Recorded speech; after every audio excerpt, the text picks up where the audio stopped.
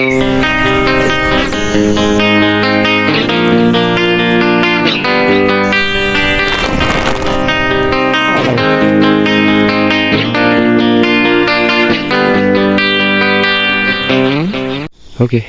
kita jumpa lagi di Peri Dunia Tani. Assalamualaikum warahmatullahi wabarakatuh. Oke, sahabat tani, ini telah kita lakukan pencucian, sahabat tani. Jadi hari ini kita membahas tentang ada pertanyaan dari sahabat tani kita, Pak, bagaimana cara pengambilan serabut tua pada tanaman kopi yang sudah tua. Nah, ini di hadapan kita ini kopi sudah berusia 43 tahun. Jadi dari waktu saya beli kebun pun ini sudah ada. Berbeda sama ini ya. Ini yang baru saya tanam, baru berjalan 2 tahunan ya, terlihat ya. Nah, jadi kenapa kopi tua ini tidak saya tebang, tidak saya sisip, tidak saya tanam bibit baru? Karena ini tadi karena ini kopi tim-tim. Nah, jadi kopi tim-tim ini rugi ya.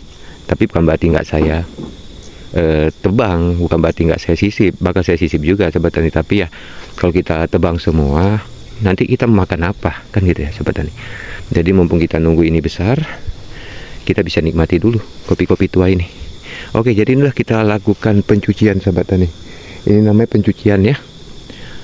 Nah, ini pencucian namanya.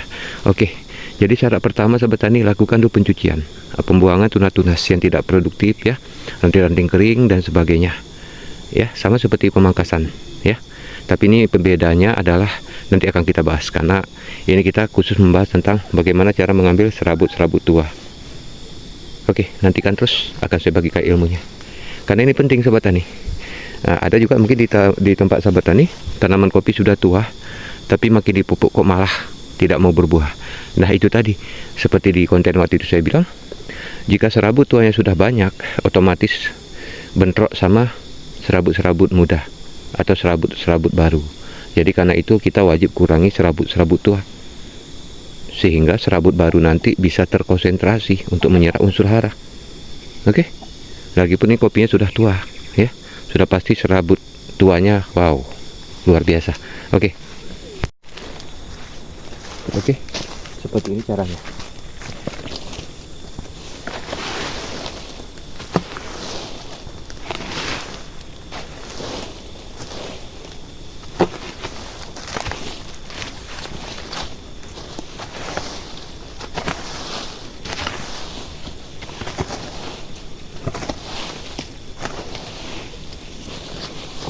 Langkah pertama seperti ini.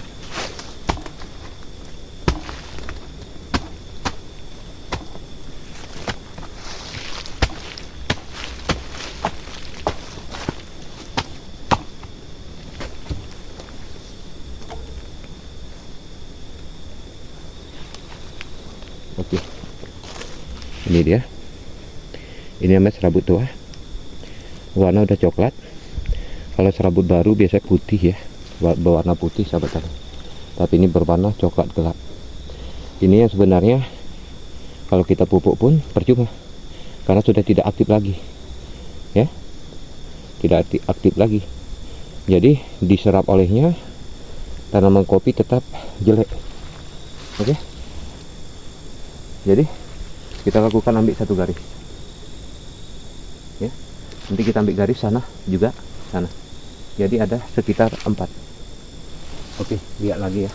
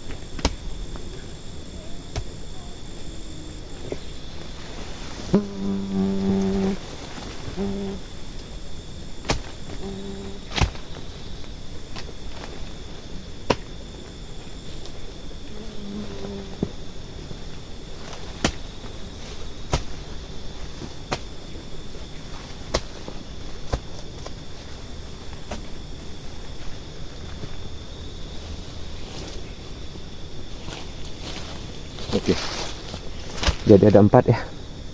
Kita anggap aja seperti di timur, utara, barat, dan selatan. Jadi dalam satu batang ada 4 arah ya.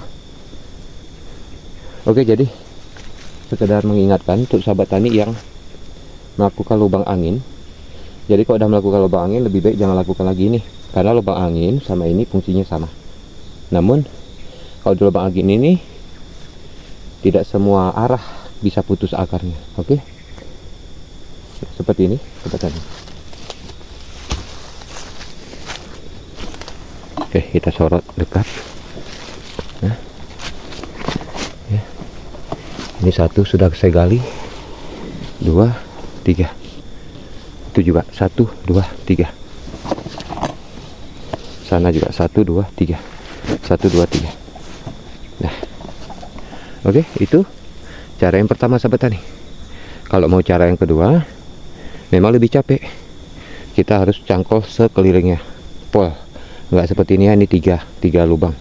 Jadi dalamnya segini ya, segini. Tak usah dalam kali. Nah, ada cara lain, yaitu tadi kayak saya bilang tadi, semuanya dicangkolin. Itu lebih baik sahabat tani. Nah, ya. Jadi yang manfaat yang kedua adalah kita lakukan ini. Jika tanaman kopi kita sering kita berikan pupuk kimia, dengan lakukan cara ini, zat kimia itu akan terurai dan terserap oleh cahaya matahari secara alamiah sahabat tani ya. Itulah gunanya. Jadi kalau tanaman kopi yang sudah keracunan pupuk kimia sahabat tani, biasanya nanti juga akan berpengaruh. Efeknya apa? Tanahnya bakal padat. Itu yang pertama. Yang kedua, banyak zat kimia tersimpan di dalam tanah sehingga di saat datang hujan sulit terurai. Ya, sehingga apa yang terjadi? Ya, tidak sempurna, tidak optimal. Oke. Nah, jadi jangan lupa, sekali lagi saya bilang, yang pertama, lakukan dulu pencucian. Atau bagi kebunnya yang belum pernah pangkas, pangkaslah. Ya, pangkaslah dulu. Entah itu pangkas berat, pangkas ringan, ya, pangkas sedang, ya, pokoknya dipangkas dulu. Baru lakukan seperti ini. Loh, kalau nggak dipangkas Pak, lakukan seperti ini bagaimana? Nihil sahabat tani, tetap percuma. Ya. Intisarinya di tanaman kopi ini sahabat tani, kita kan berfokus Pak sama cabang produksinya agar berbuah. Nah, jadi kita harus hidupkan cabang produksinya. Jangan sampai kita biarkan cabang-cabang yang non produksi tumbuh di situ. Nah, itu akibatnya apa? Nanti pupuk rugi, ya. Capek-capek kita rawat nanti, capek-capek kita pupuk, apalagi harga mahal. Capek-capek kita buat seperti ini, taunya nggak berbuah. Nah, ya. Jadi jangan sampai salah. Itu yang pertama. Yang kedua, baru lakukan seperti ini. Jadi caranya banyak. Oke, akan saya kasih tahu cara lain selain cara ini. Yang mana ya? Oke, kita cari dulu. Oh, yang itu. Oke, kita berangkat.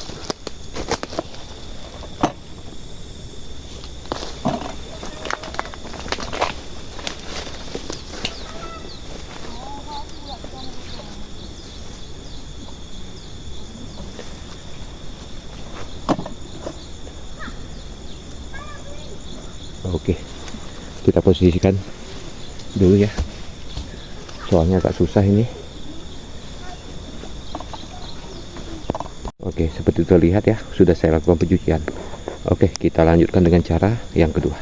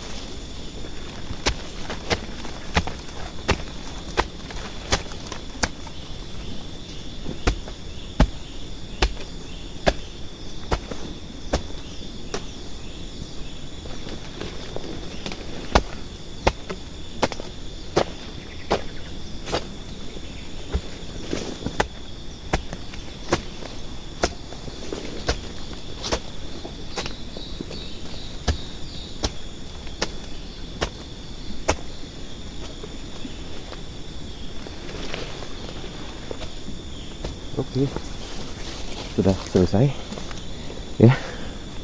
Tadi cara yang pertama model lubang 1 2 3. Kalau ini enggak, acak-acakan ya. Acak-acakan. Ini akan serabutnya. Oke. Nih.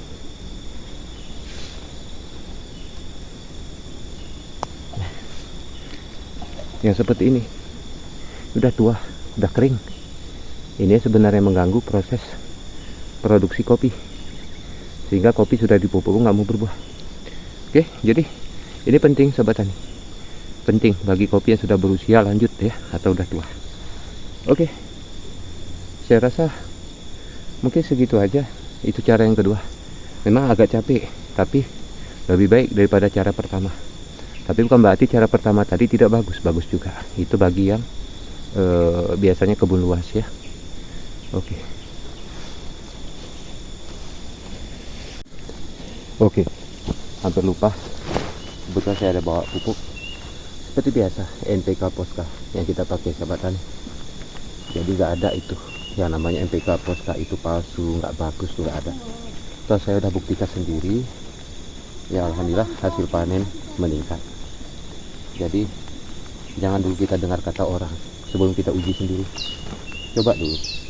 Kalau udah coba sekiranya memang nggak terbukti bagus, ya udah nggak usah dipakai. Tapi kalau saya dipakai karena kopi sudah tua, jadi perbatang saya pakai seperti ini. Ini berapa ya, entah sekitar 2 on kah atau 3, antara itu sahabat. Kita pun nggak bawa ukuran. Oke, seperti ini.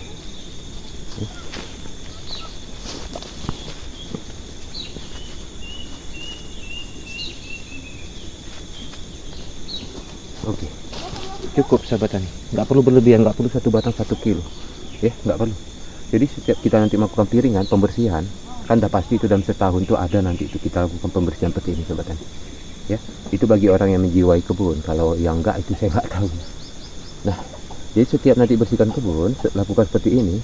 Pupuk lebih baik gunakan secukupnya daripada berlebihan ya, karena tanaman kopi ini, sekali lagi saya ingatkan, kopi ini tidak menyukai pupuk yang berlebih. Malahan dia nanti bisa drop ya, bisa stres nanti kalau berlebihan, bisa drop, rusak cabang, rusak batang ya. Akhirnya nanti tumbuh lumut-lumut di atas ini. Nah, itu akibatnya. Oke, jadi alangkah baiknya sahabat tani, setelah kita lakukan pencucian seperti ini, lakukan seperti ini, jangan lupa langsung kita pupuk, jadi nggak rugi ya. Nah, ibarat kata sekali kerja sekali capek terus ya kan, jangan tanggung-tanggung. Oke, saya rasa sekian dulu sahabat tani. Ini akan saya lakukan lagi tindak lanjut seterusnya nanti ke dalam sana. Ini saya lakukan seperti ini juga. Oke, nanti akan saya buktikan.